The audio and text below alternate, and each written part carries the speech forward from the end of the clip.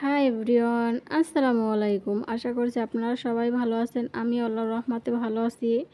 আজকে আবার আপনাদের মাঝে নতুন একটা রেসিপি নিয়ে হাজির হলাম। আশা করছি আপনাদের কাছে রেসিপিটা ভালো লাগবে। এটা হলো এঁচোড় চিংড়ি। আজকে আমি আপনাদের মাঝে এঁচোড় চিংড়ির একটা রেসিপি করে দেখাবো। এই গরমে কিন্তু এই তরকারিটা খেতে অসম্ভব মজার হয়, আর এই সময় এই এঁচোড় তরকারিটা বেশি আপনার পাওয়া যায়, কাঁচা কাঁঠালটা পাওয়া যায়। সেজন্য আজকে ভাবলাম যে এঁচোড়ের তরকারি করি। তাই আজকে চিংড়ি মাছ দিয়ে এঁচোড়ের একটা তরকারি করলাম। আশা করছি আপনাদের রেসিপিটা ভালো লাগবে। এইখানে আমি নিয়েছি গলদা চিংড়ি আর নিয়েছি একটা কাঁচা কাঁঠাল। আপনারা যে কিছু দিয়ে রান্নাটা করতে পারেন, আমি চিংড়ি মাছ দিয়ে করব। প্রথমে আমি এঁচোড়গুলো খুব সুন্দরভাবে কেটে ভিতরে ভিজানো ছিল, তারপরে ফ্রেশ করে ধুয়ে নিয়ে আসলাম। আগে থেকে পাতিলে পানি দিয়ে ফুটিয়ে রেখেছি। এখন নুন হলুদ দিয়ে এঁচোড়গুলো খুব সুন্দরভাবে দিয়ে দেব। নাড়াচাড়া করে এখন ঢাকনা দিয়ে বলক উঠিয়ে নেব। দেখতে পাচ্ছেন খুব সুন্দরভাবে বলক উঠে গেছে। নাড়াচাড়া করে এখন একটা আলু কেটে রেখেছিলাম আমি, সেটা দিয়ে এখন সিদ্ধ করে নেব। হাফ সিদ্ধ করে নেব এই এঁচোড়টাকে। খুব সুন্দরভাবে সিদ্ধ হয়ে গেছে হাফ সিদ্ধ। এখন আমি স্ট্যানারের সাহায্যে পানিটা ঝরিয়ে নামিয়ে দেব। এখানে একটা ভাজা মশলা তৈরি করব। এখানে নিচে জিরা, ধনে, গোলমরিচ আর আস্ত শুকনো মরিচ একটু ভেজে পাটায় বেটে গুঁড়ো করে নেব। এইটাই তরকারিতে দেব শেষের পর্যায়ে। দেখতে পাচ্ছেন ভাজা হয়ে গেছে, সাইড করে রেখে দেব। ওই কড়াইতে আমি দিয়ে দিলাম সাদা তেল, লবণ হলুদ মাখিয়ে চিংড়ি মাছগুলো ভেজে নেব।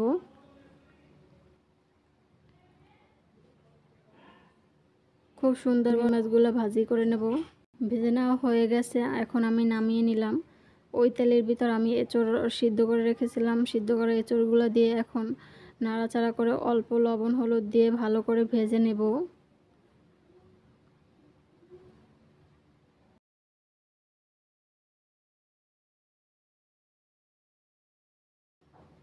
দেখতে পাচ্ছেন বেশ কিছুক্ষণ আমি ভেজে নিয়েছি, খুব সুন্দরভাবে ভেজে নেওয়া হয়ে গেছে। এখন নামিয়ে কড়াইটা পরিষ্কার করে ওই কড়াইতে আমি দিয়ে দিলাম সরিষার তেল। এই রান্নাটা সরিষার তেল করব। সরিষার তেল দিয়ে ভালো করে গরম করে দিয়ে দিলাম গরম মশলা। তারপরে কিছুক্ষণ ফোড়ন করে এখন 1 কাপ পরিমাণে পেঁয়াজ কুচি দিয়ে দিলাম। এই রান্নাটায় কিন্তু পেঁয়াজ কুচির পরিমাণটা একটু বেশি লাগবে। আর এখানে দিয়ে দিলাম বাটা একটা মশলা, আদা রসুন কাঁচামরিচ একসাথে পেস্ট করে রেখেছিলাম, সেটা দিয়ে এখন কিছুক্ষণ পেঁয়াজের সাথে আমি ভেজে নেব। এই সময় একটু লবণ দিয়ে দেবেন, তাহলে মশলাটা ছিটকাবে না। খুব ভালো করে তেলের সাথে পেঁয়াজ আর আদা রসুনের পেস্টটা ভালো করে ভেজে নেওয়া হয়ে গেছে। এইখানে এখন গুঁড়া মশলাগুলো অ্যাড করে দেব। হলুদ, মরিচ, ধনিয়া, জিরার গুঁড়ো একসাথে দিয়ে ভালো করে এখন নাড়াচাড়া করে দেব। আর দিয়ে দেবো টমেটো পিউরি। একটা টমেটো আমি গ্রেট করে রেখেছিলাম, সেটা দিয়ে দিলাম। ভালো করে নাড়াচাড়া করে নিব। এখন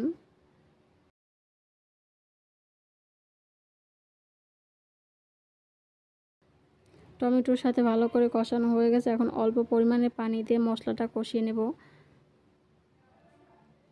দেখতে পাচ্ছেন তেলটা কিন্তু উপরে ভেসে আসছে।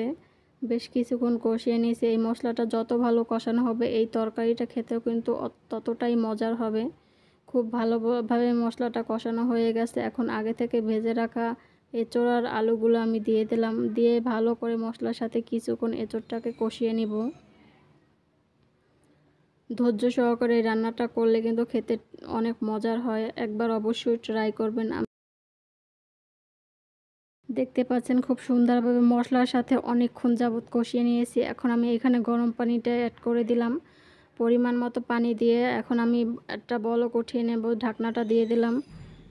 বলক উঠে গেছে, দেখতেই পাচ্ছেন আমাদের তরকারিটা সিদ্ধ হয়ে গেছে।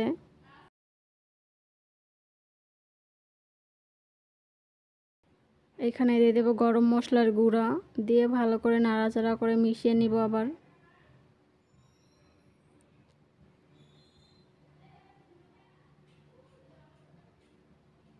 ঢাকনা ছাড়া এখন কিছু রান্না করব ঝোলটাকে শুকিয়ে নেওয়ার জন্য। এদিকে আমার এঁচোড়টা সিদ্ধ হয়ে গেছে। আর এইখানে এখন অ্যাড করলাম ভাজা মশলার গুঁড়া, যেটা রান্নার আগেই ভেজে রেখেছিলাম, সেটাকে আমি গুঁড়ো করে রেখেছি। সেটাকে দিয়ে এখন ভালো করে নাড়াচাড়া করে মিক্স করে দিতে হবে।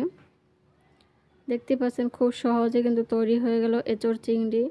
খুবই ঝটপট করে লোভনীয় একটা তরকারির রেসিপি হয়ে গেল। এখন আমি নামিয়ে নিলাম। কিছুক্ষণ পরে অবস্থা দেখতে পাচ্ছেন মাশাআল্লাহ কতটা সুন্দর এবং লোভনীয় হয়েছে এই রান্নাটা। আপনারা অবশ্যই কমেন্টে জানাবেন যে আপনাদের কাছে রান্নাটা কেমন লেগেছে। যদি ভালো লাগে তাহলে অবশ্যই লাইক, শেয়ার এবং সাবস্ক্রাইব করবেন আমার ছোট্ট চ্যানেলটাকে এবং সবাই আমার সাপোর্ট করবেন। দেখতে পাচ্ছেন কতটা মজার এবং লোভনীয় হয়েছে। ভাত দিয়ে খেতে কিন্তু অসম্ভব মজার হয় এই তরকারিটা। সবাই ভালো থাকবেন, সুস্থ থাকবেন এবং আমার এই ছোট্ট চ্যানেলটার সাথে থাকবেন। আল্লাহ হাফেজ।